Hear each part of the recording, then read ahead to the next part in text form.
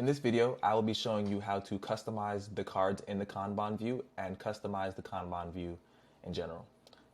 Okay, so we have our Kanban view here, and as you know, each one of the swim lanes or stacks is going to represent a different value in the single select field of this priority field.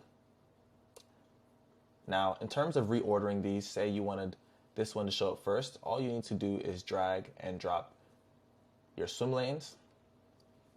You have the ability to hide everything in your stack by just clicking collapse stack on that little arrow. So when things are not relevant, you can go ahead and collapse those pretty easily. Things that are not categorized as having a priority value in the priority field are going to fall under the uncategorized field. You also have the ability to collapse under here on the bottom right as well. And you can create new stacks by simply clicking the new stack button and naming your stack,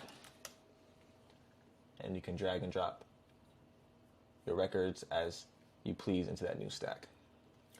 You can also delete a stack by clicking this arrow and clicking delete,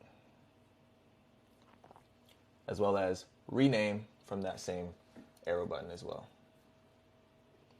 Now, one really convenient feature is the ability to send records for an entire stack. So when you click that arrow, you're gonna have the ability to send records, and you type in the email, the subject, and the message that you want to send with your message or with your email.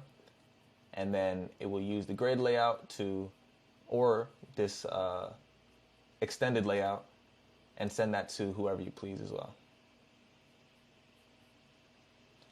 And when you're ready to delete this, if necessary, you can delete it by clicking on the view name and delete, or coming back to the view menu and then clicking delete.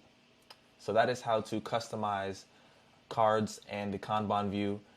Stay tuned for the next video.